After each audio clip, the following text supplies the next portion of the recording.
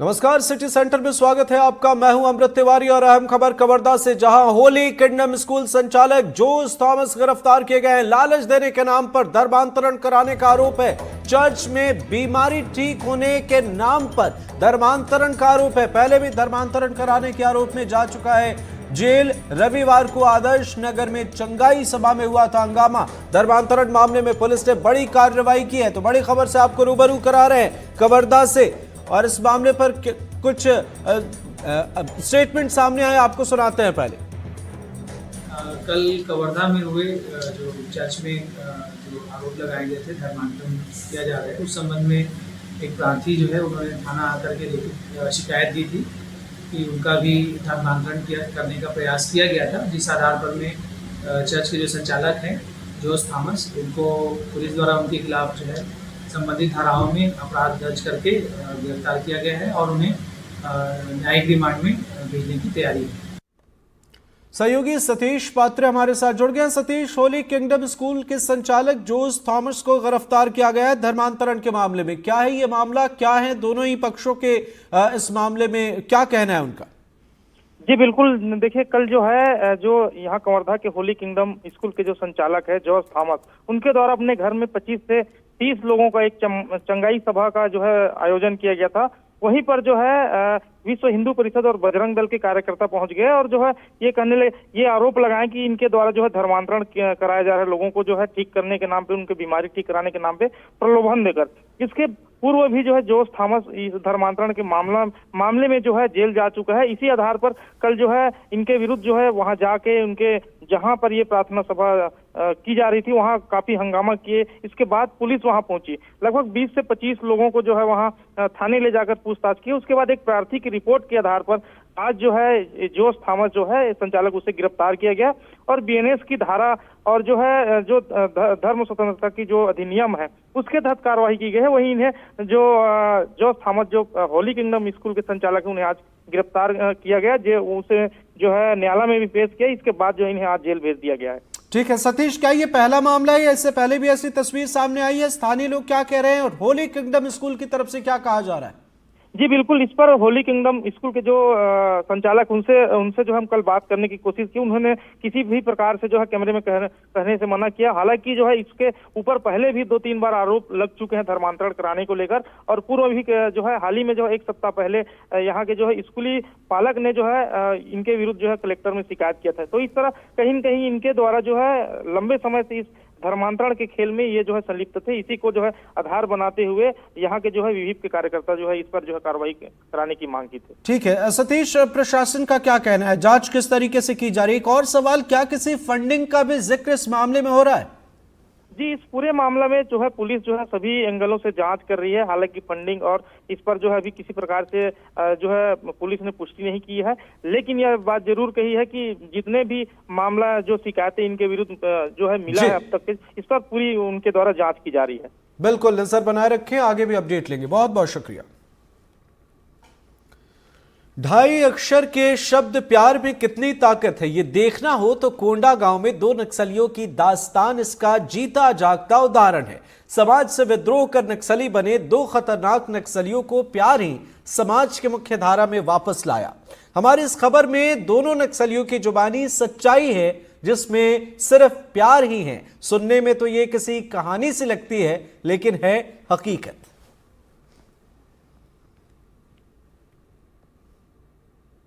हम आपको आज ऐसे नक्सल दंपति से मिलाने जा रहे हैं जिनका प्यार ऐसा रहा कि इनको नक्सलवाद भी भुला दिया गया। हम बात इन्हीं से एक बार चर्चा करते हैं। दादा, आप लोग किस रेंज पे थे, किस उस पे थे? सर, मैं कंपनी नंबर 5 में सेक्शन काउंटर के तौर पर पदस्थ था, और ये मेरे पत्नी जो है वो प्लाटून नंबर 5 मतलब पार्टी सदस्य में थी। उस वक्त कुछ फंक्शन में से मिले थे हम लोग। मिलने के बाद अपने विचार को इनके ऊपर सामने रख के अपना विचार को कि हम शादी करना है बोल के, मैंने इसको पसंद करने के बाद इसको पूछा कि शादी करना है बोल के इसको बताया। तो बड़े अधिकारी लोगों से बात किया, जैसे वहाँ पार्टी वाले जो जर्सी मेंबर होते हैं उनसे बात किया। उन लोग प्रस्ताव वगैरह करने के बाद हमको शादी कर दिए। अच्छा, कैसे आप लोग संगठन छोड़े, उसके बाद आप लोग की लाइफ जिंदगी कैसे? नहीं मतलब हम लोग संगठन छोड़ने का मतलब ये है कि मतलब पार्टी में शादी करने से पहले क्या होता है, शादी करने से पहले परिवार नियोजन अपनाना पड़ता है, जिसे नसबंदी बोलते हैं। अच्छा, तो उस चीज को हम लोग किए थे तो उसमें सक्सेसफुल नहीं था, इसलिए एक बच्चे के रूप में हमको मिला, इसी वजह से बच्चे के खातिर और प्यार के खातिर हम पार्टी छोड़ कर आ गए। अच्छा, आप लोग कब से नक्सलवाद संगठन में जुड़े? हम 2002 से लेकर 2014 तक रहे। उसके बाद हमको मतलब सिलेंडर करने के नाम से कोई ये सही नहीं मिल रहे थे आदमी, इस वजह से सरकार झूठा है। मतलब उतना मतलब 2002 से लेकर 2014 तक वो हमको जितना भी हम पार्टी का जो सीखे थे उसी के आधार पे हम लोग नहीं पार्टी के सामने मतलब पुलिस के सामने जाएंगे तो अच्छी बात नहीं है, पार्टी के लिए हम दुश्मन हो जाएंगे, यही सोचकर हम लोग उतना देर तक रहे। उसके बाद इसीलिए हम लोग 2014 में आने के बावजूद भी हम चुप चुप के रह रहे थे। तो सामने अब सर लोग बोले कि नहीं आपको कुछ मुआवजा वगैरह मिलेगा, तुमको जमीन मिलेगा, जब सारी समस्या हो जाती थी क्योंकि हम नक्सल लाइट में थे, इसलिए हमको कुछ प्रमाण पत्र नहीं था ना कुछ नहीं था, इस वजह से हमको आज आके सिलेंडर करना पड़ रहा है। अच्छा, आपसे एक सवाल करते हैं, वो जिंदगी जो आप नक्सलवाद में जी रहे थे और अभी की नॉर्मल जिंदगी कितनी फर्क है आप लोग? बहुत फर्क है। कैसा लग रहा है? यहाँ पर आके अच्छा लग रहा है। अच्छा, अच्छा, आप बता रहे थे कि आपकी एक बच्ची भी है, हाँ, तो अब उसकी पढ़ाई और उसके लिए क्या सोचे आपने, भविष्य उसको क्या बनाएंगे? उसको ये आगे क्या मिलेगा उसी को बनाएंगे, या पढ़ाने के बाद नौकरी मिलेगा तो नौकरी करवा सकेंगे तो करवा लेंगे। अच्छा, अभी कौन से स्कूल में पढ़ते हैं, क्या कौन से मीडियम में पढ़ते हैं? अभी 9वीं। कितनी खुशी होती है? बहुत खुशी है। अच्छा, तो ये थे एक नक्सल दंपति जो अपने प्यार के खातिर माओवाद संगठन छोड़कर आज एक आम जिंदगी जी रहे हैं और उस जिंदगी में वो काफी ज्यादा खुश नजर आ रहे हैं। कोंडागांव से एनडीटीवी के लिए आयुष श्रीवास्तव। अनूपपुर से खबर है, जहां दो ऑटो की टक्कर हुई। ऑटो की टक्कर में 8 घायल हैं, एक की मौत है, घायलों को हॉस्पिटल में भर्ती कराया गया है। अनूपपुर में हादसे की खबर सामने आई, 2 ऑटो की टक्कर में 8 लोग घायल हैं और एक की मौत की खबर सामने आई है। मामला राजेंद्र ग्राम थाना क्षेत्र का है, जहां सवारियों को ले जा रही ऑटो आपस में टकरा गई और एक ही परिवार के लोग इसमें बताए जा रहे हैं कि वो सवार थे। घायल एक ही परिवार के। हादसे की सूचना मिलने के बाद मौके पर पुलिस पहुंची। पुलिस ने घायलों को पहले अस्पताल में भर्ती कराया है। अब मामले की जांच में पुलिस जुटी हुई। इधर बिलासपुर में सेंट्रल जेल में बंदी की मौत का मामला सामने आया। परिजनों ने जेल प्रबंधन पर आरोप लगाए। जेल में बंदी की मौत को संदिग्ध बताया जा रहा है। 2 महीने पहले हुई थी कैदी की गिरफ्तारी। तो परिजनों के आरोप है कि इस मौत के पीछे कुछ और वजह है। हालांकि अब इस मामले में देखना होगा कि जांच में क्या कुछ चीजें सामने आती। छतरपुर से खबर है, अपहरण केस में पुलिस को सफलता मिली है। पुलिस ने गिरफ्तार किए हैं अपहरण के 2 आरोपियों को। आरोपियों ने युवती का अपहरण किया था। आरोपियों की तलाश में पुलिस की 10 टीमें जुटी हुई थी। मुख्य आरोपी पर पहले से मामले दर्ज है। यह अहम खबर आपको बता रहे हैं छतरपुर की, जहां मुख्य आरोपी पर पहले से मामले दर्ज हैं और आरोपियों की गिरफ्तारी के लिए बाजाब्ता 10 टीमें बनाई गई थी। आरोपियों ने युवती का अपहरण किया था और इस मामले में पुलिस को सफलता मिली। अपहरण केस में पुलिस ने अपहरण के 2 आरोपियों को गिरफ्तार किया। बुरहानपुर कोतवाली थाना क्षेत्र के जलेबी विक्रेता हाजी अब्दुल करीम और उसके भाई पर रिटायर्ड शिक्षिका और उसकी बहन ने गंभीर आरोप लगाए हैं। दोनों का कहना है कि हाजी अब्दुल पहले से ही अचल संपत्ति बेचने का करार करके और बैंक में बंधक अचल संपत्ति बेचने के नाम पर लाखों रुपए ऐंठ लिए। पीड़ित बहनों ने इसकी शिकायत थाना कोतवाली से की है। पुलिस ने दोनों आरोपियों के खिलाफ धोखाधड़ी का केस दर्ज कर लिया है। आरोपी रसूखदार हैं। अपने रसूख के बल पर उसने हल्की धाराओं में केस दर्ज कराया है, जिसकी दोनों बहनों ने आला अधिकारियों से शिकायत करने की बात कही है। पीड़ित बहनों ने अपने पैसे वापस पाने और आरोपियों के खिलाफ कार्रवाई की मांग की है। कि ये दोनों बहनों की शादी नहीं हुई है और ये वरिष्ठ नागरिक हैं, 61 साल और 63 साल की, और इन्होंने अभी तक जो अपनी पूरी ज़िंदगी में जो और एकाकी रहती हैं, अकेली रहती हैं, इन्होंने अपनी पूरी ज़िंदगी में अभी तक जो भी कुछ कमाया उससे सोचा कि चलिए दुकान खरीद लेते हैं, या उनने प्रस्ताव भेजा दो आरोपियों ने मोहम्मद अशफाक और अब्दुल करीम, ये बुरहानपुर जलेबी के नाम से वाले के नाम से फेमस है, लेकिन प्रॉपर्टी बिक्री खरीदने का धंधा करते हैं। तो इनको एसबी कलेक्शन खानका में एक दुकान है, उसको बेचने के नाम पर इनको बुलाया कि ये दुकान खरीद लो। एफआईआर तो दर्ज हुई है, लेकिन सामान्य धाराओं में दर्ज हुई है, जबकि ये 316(5) आजीवन कारावास और 10 साल के अपराध से दंडनीय है। तो उसमें दर्ज नहीं करके पुलिस ने अभी तक न तो उन आरोपियों को गिरफ्तार किया है और न ही 39 लाख रुपए धोखाधड़ी की रकम अभी तक उनसे जब्त की है, और वो स्वच्छंद घूम रहे हैं। 1/5 को इन्होंने शिकायत कर दी थी, 12/5 को इनकी एफआईआर रजिस्टर्ड हुई, आज 19/5 है, आज तक आरोपी गिरफ्तार नहीं है। ये दो महिला है खानका वाले की, अदीबी निशा और जमीला अंसारी। इन्होंने कहा कि शिकायत की है कि उनके साथ में अनावेदक अशफाक और करीम नाम के जो व्यक्ति है, दोनों भाई हैं, इनके द्वारा 39 लाख रुपये में एक जमीन को बेचने का सौदा किया। उसके बाद में जमीन न दे रहे हैं, पैसे भी नहीं रोकना है। जो एक 60 धोखाधड़ी की श्रेणी में आता है, प्रथम दृष्टया उसमें केस रजिस्टर करके उसमें इन्वेस्टिगेशन की जाए। खबर राजधानी भोपाल से, जहां एमपीईएसबी की परीक्षा पर सवाल खड़े हो रहे हैं। छात्रों ने एमपीईएसबी कार्यालय का घेराव किया, अभ्यर्थियों ने गुमराह करने का आरोप लगाया है। नतीजों में परसेंटाइल मार्क्स देने पर नाराजगी है, परसेंटाइल के साथ डिटेल्स भी दी जाए, अभ्यर्थी कह रहे हैं। और एक अभ्यर्थी को 100 में से 101 अंक मिल गए, ये अभ्यर्थियों का कहना है। तो बड़ी खबर है ये, भोपाल में एमपीईएसबी अभ्यर्थियों ने रिजल्ट में परीक्षा की डिटेल नहीं देने पर एमपीईएसबी कार्यालय का घेराव किया है। मध्य प्रदेश में ईएसबी यानी कि एम्प्लॉय सिलेक्शन बोर्ड जो पहले व्यापम हुआ करता था, उसके तहत होने वाली परीक्षाओं को लेकर छात्रों ने एक बार फिर से मोर्चा खोल दिया है और परसेंटाइल को लेकर बड़ी संख्या में जो छात्र हैं वो चयन भवन यानी कि ईएसबी के दफ्तर पहुंचे हैं। नारेबाजी हो रही है, बातचीत करने की कोशिश करते हैं। सर, क्या मांग है आप लोगों की, क्यों आए आप लोग? देखिए, अभी हाल ही में जो ग्रुप 5 का रिजल्ट आया है, व्यापम ने परसेंटाइल मार्क्स स्टूडेंट के बताए हैं, ना ही एग्जाम में जो ऑन स्किल मार्क्स आए वो बताए हैं, ना ही कितने नंबर बच्चों के कम किए गए, कितने ज्यादा किए गए, मतलब सीधा सीधा स्कैम यहाँ पर किया जा रहा है। तो हम चाहते हैं कि परसेंटाइल के साथ हमारे ऑन स्किल मार्क्स आना चाहिए, किस शिफ्ट में कितने नंबर घट रहे हैं, कितने बढ़ रहे हैं, ये सब मांगो। क्या ये पहली बार हुआ है ईएसबी में? जी, ये पहली बार हुआ है, ग्रुप 5 का रिजल्ट आया, इससे पहले आज तक व्यापम ने कभी नहीं किया है। बच्चे 500 रुपए के फॉर्म भर रहे हैं, क्या है ये सब, क्या है, चंदा जोड़ रहे हैं सरकार। नॉर्मलाइजेशन का जो नंबर आता था, नॉर्मलाइजेशन का जो नंबर आता था, वो नंबर क्या आ रहा है? अभी नॉर्मलाइजेशन वाले नंबर आप लोगों को नहीं दिख रहा है? दिख रहा है नॉर्मलाइजेशन हमारे कोई नंबर नहीं दिख रहा है, परसेंटाइल बस दिखाई दे रहा है। परसेंटाइल पहुंच गया 95 परसेंटाइल पे सिलेक्शन नहीं होता है, 98 पे नहीं होता है। सरकार बदल जाएगी, पूरी सरकार बदल जाएगी अगर इस बार कुछ नहीं किया ना, पूरी सरकार बदल जाएगी। और ये बात लिख के ले लो, बिल्कुल हमें चाहिए सीट बढ़ा दो। हमें 8 बार वैकेंसी आती है, लेकिन उसमें भी कोई पोस्ट वैकेंट ही रखते हैं वो लोग। अभी भी पोस्ट खाली है और क्लियर रिजल्ट नहीं देते ये लोग, पता नहीं क्लियर रिजल्ट के नाम पर ये लोग कैसे ही करते हैं, बस नाम बता देते हैं, बस हो गया, सिलेक्शन कर देते हैं। ईएसबी की परीक्षाओं में जो व्यापम यानी कि पहले व्यापम होता था, अभी वो ईएसबी है। ईएसबी की परीक्षाओं में जमकर धांधली का आरोप जो अलग अलग जिलों से छात्र पहुंचे वो लगा रहे हैं।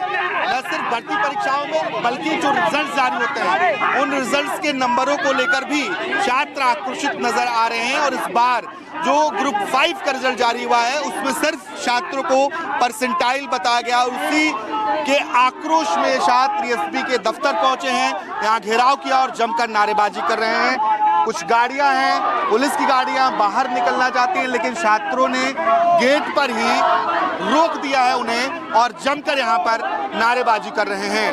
भोपाल से कैमरा पर्सन अभिषेक सिंह के साथ आकाश द्विवेदी, एनडीटीवी। बिलासपुर पहुंचे छत्तीसगढ़ कांग्रेस प्रदेश प्रभारी सचिन पायलट ने कहा कि कश्मीर मुद्दे पर अमेरिका का दखल बर्दाश्त नहीं किया जाएगा। साथ ही कहा कि पहलगाम हमले के चारों आतंकी कहां हैं, इसका जवाब मिलना चाहिए। रचा गया वो ठिकाने है पाकिस्तान के अंदर जो इस प्रकार के उग्रवादियों को पैदा करते हैं और देश में एक माहौल बनाना चाहते हैं धर्म के नाम पर, मजहब के नाम पर। अभी भी क्या खबरें आ रही है कि वो लोग मिसाइल दाग रहे थे अमृतसर के अंदर स्वर्ण मंदिर के ऊपर। तो उनकी कोशिश रहती है कि धर्म मजहब के नाम पर देश में बंटवारा हो, उससे उनको लाभ मिलता है। अगर देश में अस्थिरता होती है। और चिंता का विषय मुझे लगता है कि जिस प्रकार चीन खुलकर सामने आ गया पाकिस्तान के साथ में, ये हमारे लिए बहुत शुभ संकेत नहीं है। इस पर भी हम लोगों को कूटनीतिक माध्यम से कुछ न कुछ काम करना है। इधर मंत्री कृष्णा गौर ने कहा कि देश की राजधानी दिल्ली के विकास के साथ साथ उसके इर्द गिर्द भी विकास हुआ, जिसकी वजह से राजधानी पर पड़ने वाला भार भी उल्लेखनीय उसमें कमी आई है।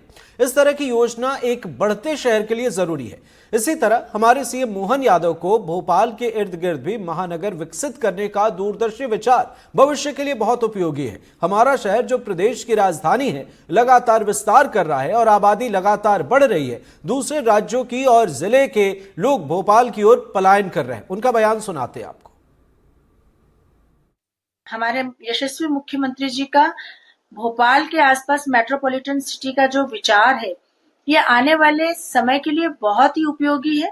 जब हमारा शहर जो हमारे प्रदेश की राजधानी है लगातार बढ़ रहा है, लगातार जनसंख्या बढ़ रही है, माइग्रेशन अन्य प्रदेश के अन्य जिलों से भोपाल की ओर लगातार हो रहा है। इस दृष्टि से बसाहट अव्यवस्थित हो रही है और उस दृष्टि से सीवरेज सिस्टम हो, ड्रेनेज सिस्टम हो, इंफ्रास्ट्रक्चर हो, रोड्स हो, स्ट्रीट लाइट हो, सीवेज सिस्टम हो, ये पूरा एक इंटीग्रेटेड जब प्लान बनेगा तो मुझे लगता है कि निश्चित रूप से एक आदर्श शहर की परिकल्पना साकार होगी। सीएम विष्णुदेव साय गौरेला पिंडरा बरवाही के चूकती पानी गांव पहुंचे, जहां उन्होंने सुशासन त्योहार के चौपाल को संबोधित किया। इस दौरान सीएम ने ग्रामीणों की समस्याओं को सुनने के साथ ही सरकारी योजनाओं की जमीनी समीक्षा भी की। ग्रामीणों ने सीएम के सामने पेयजल संकट की गंभीर समस्या को उठाया, जिस पर सीएम ने स्वास्थ्य यांत्रिकी विभाग के अभियंता से जवाब मांगा, लेकिन असंतोषजनक जवाब मिलने पर कड़ी फटकार लगाई और स्पष्ट शब्दों में कहा कि यदि समय पर समाधान नहीं हुआ तो सस्पेंड किया जाएगा। अच्छा फीडबैक मिल रहा है, जनता लोगों को, जो किसान है उनको भी लाभ मिला है। आपका महतारी बंधन का पैसा भी महिलाओं को मिल रहा है। और जो भी हम लोग आ रहे हैं तो एक क्या मतलब समस्या है उसका भी पता चल रहा है और उसका निदान का प्रयास हम लोग कर रहे हैं। पानी के लिए तो यहाँ पर स्टेडियम देंगे, बच्चे लोगों को खेलने कूदने के लिए मिडिल स्कूल का मरम्मत होगा। अभी 16 जून से नया शिक्षा सत्र शुरू होगा और फिर यहाँ पर जल जीवन मिशन की बात आई है, पेयजल की थोड़ी बात आई है, यहाँ पर निर्देशित किए हैं। इस नलकूप में अगर पाइप जोड़ के पानी आ जाए तो वहाँ पर पाइप भी जोड़ा जाएगा। खबर इंदौर से, जहां मुख्यमंत्री डॉक्टर मोहन यादव और कैबिनेट मंत्रियों के आने से पहले महापौर ने प्राणी संग्रहालय का निरीक्षण किया है। मुख्यमंत्री डॉक्टर मोहन यादव का कार्यक्रम तय है, ऐसे में संबंधित कार्यक्रम स्थलों का निरीक्षण शुरू कर दिया गया है। महापौर भार्गव ने MIC सदस्य नंदकिशोर पहाड़िया और अन्य जनप्रतिनिधियों के साथ मिलकर प्राणी संग्रहालय की तैयारियों का जायजा लिया। महापौर ने यह भी जानकारी दी कि किंग कोबरा को संग्रहालय में लाने की सौगात भी सरकार देने जा रही है। यहाँ का दौरा किया और हमको खुशी इस बात की है कि माननीय मुख्यमंत्री जी स्वयं इंदौर के लिए विशेष सौगात के रूप में एक किंग कोबरा भी लेकर आ रहे हैं। मैं अपनी ओर से डॉक्टर मोहन यादव जी का बहुत धन्यवाद करता हूं और इंदौर का प्राणी संग्रहालय वैसे भी बहुत सुंदर आकर्षक है, लाखों लोग यहाँ आते हैं और भविष्य में यहाँ 14D और एक नए फिश एक्वेरियम की भी सौगात मिलने वाली है। आज हमने अपने प्रभारी नंदकिशोर पहाड़िया जी और जू समिति जो है सभी पार्षदों के साथ इसका दौरा किया है। कल की तैयारियां बहुत अच्छी हैं। हमारे लिए बहुत सौभाग्य का विषय है कि पूरी कैबिनेट यहां आ रही है।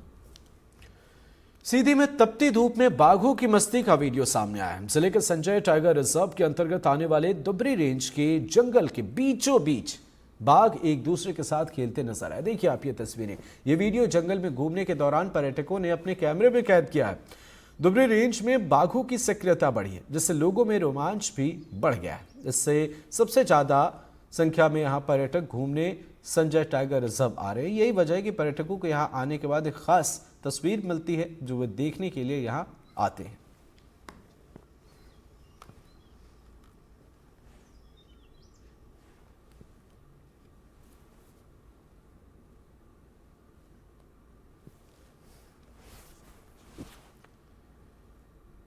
शहडोल में हाथियों का आतंक सामने आया है। हाथियों के हमले में अब तक 3 लोगों की मौत हो गई है। उत्तर वन मंडल के गोंदावल रेंज में हाथियों के हमले में एक महिला समेत 3 लोगों की मौत हुई। ये लोग तेंदूपत्ता तोड़ने जंगल गए थे, तभी हाथी ने हमला कर दिया। शहडोल के उत्तर वन मंडल के गोदावल व्यवहारी रेंज में पिछले 4 महीने से दर्जनों हाथियों का मूवमेंट बना हुआ है। हाथी पहले जंगल से सटे गांव में पहुंचते हैं, ग्रामीणों की फसलों को नुकसान पहुंचा रहे हैं, वही अब हमला भी करना शुरू कर दिया है। शहडोल जिले के उत्तर वन मंडल अंतर्गत गोदावल रेंज में आज सुबह हाथियों ने 3 लोगों को मौत के घाट उतार दिया। ये तीनों ग्रामीण जंगल में तेंदूपत्ता तोड़ने गए हुए थे। आपको हम बता दें कि पिछले 3-4 माह से शहडोल जिले के पश्चिमी व्यवहारी, पूर्वी व्यवहारी और गोदावरी रेंज में लगभग 2 दर्जन से अधिक जंगली हाथियों का मूवमेंट है और ये हाथी लगातार उत्पात मचाते रहते हैं जंगलों में और किसानों की फसलों का नुकसान पहुंचाते हैं। आज जब सुबह ये ग्रामीण तेंदूपत्ता तोड़ने गए थे तो वे इन हाथियों की चपेट में आ गए और तीनों लोगों को हाथियों ने मौत के घाट को चलकर उतार दिया, जिनमें 2 पुरुष शामिल है और 1 महिला। वन विभाग घटना की सूचना मिलते ही वन विभाग मौके पर पहुंचा और अब आगे की कार्रवाई कर रहा है, लेकिन इस मामले में पूरी तरह वन विभाग की लापरवाही सामने आ रही है। आपको हम बता दें, विगत 3-4 माह से हाथियों का मूवमेंट होने के बाद भी आज चूंकि इस वर्तमान में तेंदूपत्ता का सीजन चल रहा है, तब भी जंगलों में कोई मुनादी और कोई सर्चिंग की व्यवस्था वन विभाग द्वारा नहीं की जा रही थी, ना ही कोई समझाइश दी जा रही थी कि किस क्षेत्र में हाथियों का मूवमेंट है, जिसके चलते ग्रामीण उस क्षेत्र में गए और तेंदूपत्ता तोड़ने गए और मौत का शिकार हो गए। अभी मौके पर प्रशासन के आला अधिकारी, कलेक्टर, एसपी और वन विभाग के अधिकारी सारे लोग पहुंचे हुए हैं। अब देखना यह है कि इसमें जो भी आगे की कार्रवाई होती है प्रशासन कब तक करता है और इन हाथियों का जो मूवमेंट चल रहा है पूरे क्षेत्र में, इनसे कब तक ग्रामीण को निजात दिलाता है। शहडोल से एनडीटीवी के लिए विनय तिवारी। सूरजपुर में भालू के हमले से महिला की मौत हो गई। महिला तेंदूपत्ता इकट्ठा करने जंगल गई थी और इसी दौरान भालू ने महिला पर हमला कर दिया। घटना घुई रेंज और तमोर पिंगला रिजर्व फॉरेस्ट के चिकनी गांव की है। जानकारी मिलने के बाद वन विभाग और वन विकास निगम के अधिकारी मौके पर पहुंचे। निंदौरी में पुलिस ने बड़ी कार्रवाई करते हुए 66 लोगों को उनके चोरी हुए मोबाइल फोन वापस लौटाए हैं। लोगों ने पुलिस थाने में अपने गुम हुए मोबाइल की शिकायत करवाई थी, जिसके बाद पुलिस ने मोबाइल को तलाश कर उनके मालिकों को सौंप दिया। चोरी हुए मोबाइल की कीमत करीब 8 लाख बताई जा रही है। एसपी ने सभी लोगों को कार्यालय में बुलाकर उनके मोबाइल फोन वापस दिलवाए। पुलिस ने एक खास अभियान चलाकर आज जो है 66 मोबाइल लोगों को वापस किए हैं, जिसके बाद जो लोग थे वो खुश नजर आ रहे हैं। हम बात करते हैं पुलिस अधीक्षक वाहिनी सिंह इस वक्त हमारे साथ मौजूद हैं, उनसे हम जानते हैं। मैम, अभी आपने 66 मोबाइल लोगों को लौटाए हैं, कब शिकायत की थी इन्होंने, कैसे गुम हुए थे, क्या था? जी, शिकायत आती है थानों में और हमारे साइबर सेल में भी शिकायत आती है। कहीं रख के भूल जाते हैं, खो जाता है, गिर जाता है, किसी अन्य के हाथ में पहुंच जाता है, तो इस प्रकार की शिकायतें हमारे पास आती हैं। तो उसके संदर्भ में हम अपनी कार्रवाई शुरू करते हैं और जनरली 1-1.5-2 महीने में कुछ ना कुछ क्लू लग जाता है। तो जैसे हमारी सुपुर्दगी में आता है ये, हम इसको वापस कर देते हैं। अभी तक मैम पिछले लास्ट ईयर में कितने मोबाइल बरामद हुए हैं, उनकी कीमत कितनी होगी? जी, 2024 और आज 25 मई तक का यदि अनुमान लें तो कम से कम 400 से 450 के बीच में मोबाइल हम लोगों ने लौटाए हैं और कीमत आप 30 से 32 लाख रुपए उनकी मान लीजिए। जी, अंदाजन। तो ये मतलब अभियान लगातार जारी है पुलिस का? जी, ये तो पुलिस का बेसिकली ये अभियान भी है और ये तो हमारा बेसिक काम है। ये चोरी का मामला ही हम इसको मानते हैं, किंतु क्योंकि मोबाइल चोरी एक बहुत कॉमन चीज हो गई है, इसमें थोड़ा टेक्नोलॉजिकल इनपुट भी जाता है, तो इसको एक अभियान की तरह हम लोग इकट्ठे करवा के और फिर अभिभावकों को दे देते हैं ताकि उनका जो है पुलिस प्रशासन में विश्वास सुदृढ़ हो। मोबाइल लौटाते वक्त आप लोग कुछ हिदायत भी देते हैं? जी, हम लोग हिदायत देते हैं। कुछ चीजें हैं जो हम लोग उनको बताते हैं, जैसे कि अपना लोकेशन जो है, फाइंड माय डिवाइस लोकेशन, इस तरह के ऑप्शंस जो हैं वो ऑन रखें और मोबाइल तुरंत खोने के बाद में एफआईआर लॉन्च कराएं ताकि आपके जो मोबाइल है, सिम है, उसका कोई भी अनैतिक तरीके से यूज ना कर सके, कोई भी देश विरोधी गतिविधि में उसका यूज ना हो, क्राइम में यूज ना हो, और तत्काल जो है अपनी सिम की वो कंप्लेन थाने में कराएं और नई सिम लेकर जो है आप अपना फोन चालू रखें। और इस प्रकार की चीजें काफी सारे 7-8 पॉइंट हम लोग उनको बताते हैं मोबाइल चोरी को लेके। और इसमें जनरली यही रहता है कि भाई मोबाइल के जो बेसिक ऑप्शंस रहते हैं जिनसे मोबाइल ढूंढा जा सके, उसको हमेशा ऑन रखें और मोबाइल को लॉक रखें। शिक्षक वाहिनी सिंह जो बता रही थी कि लास्ट ईयर जो है करीब 400 मोबाइल बरामद किए गए हैं और उनको बकायदा लोगों को लौटाए गए हैं। उनकी जो कीमत जो बताई जा रही है, जो गुम हुए मोबाइल जो थे बरामद किए गए हैं जिनको, उनकी कीमत करीब 30 से 35 लाख रुपए बताई जा रही है। और कहीं ना कहीं जो है मोबाइल पाकर लोग अब खुश नजर आ रहे हैं। विजय तिवारी, एनडीटीवी, ढिंडोरी। मेरा मोबाइल 5/5/2025 में गुमा था, जो कि गाड़ी से चोरी हो गई थी। और उसके बाद हमने उसमें कंप्लेंट कराया। कंप्लेंट कराने के बाद हमारा मोबाइल आज है 19/5/2025। हमको आज हमारा मोबाइल मिल गया। हमको बहुत खुशी हुई पुलिस प्रशासन पे, जो कि उन्होंने अपनी इतनी मेहनत करके और हमको मोबाइल दिलवाया। मतलब 14 दिनों के अंदर आपको मोबाइल 14 दिनों के अंदर हमको मोबाइल मिल गया। दुर्ग में पुलिस ने सर्च ऑपरेशन के दौरान नशा तस्करी को लेकर एक्शन लिया है और 2 नशा तस्करों को गिरफ्तार किया है। दोनों नशा तस्कर एक निजी होटल में ठहरे हुए थे। पुलिस के पूछताछ में दोनों आरोपी पकड़े गए। जांच के दौरान 65 ग्राम हेरोइन और कैश मिला। हेरोइन की कीमत करीब 8 लाख रुपए बताई जा रही है। एक आरोपी का नाम वैभव सोनी है और दूसरा आरोपी शुभम सिंह बताया जा रहा है। दोनों आरोपी भिलाई के हाउसिंग बोर्ड क्षेत्र के निवासी।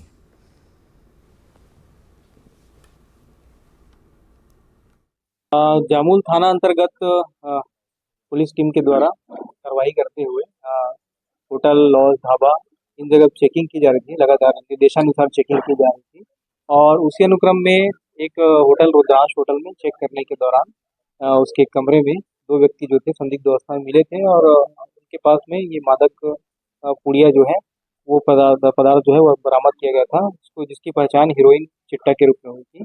और उसके साथ ही एक तौल का एक डिवाइस उपकरण भी उनके पास से बरामद किया गया था। इसका कहना है कि विगत 2 वर्ष से ये जो वैभव सोनी है, उसका बताना है कि विगत 2 वर्ष से ये जो है चिट्टा के कारोबार में लिप्त रहा है। अलग अलग जगहों में इसने खपाने का उपक्रम किया है।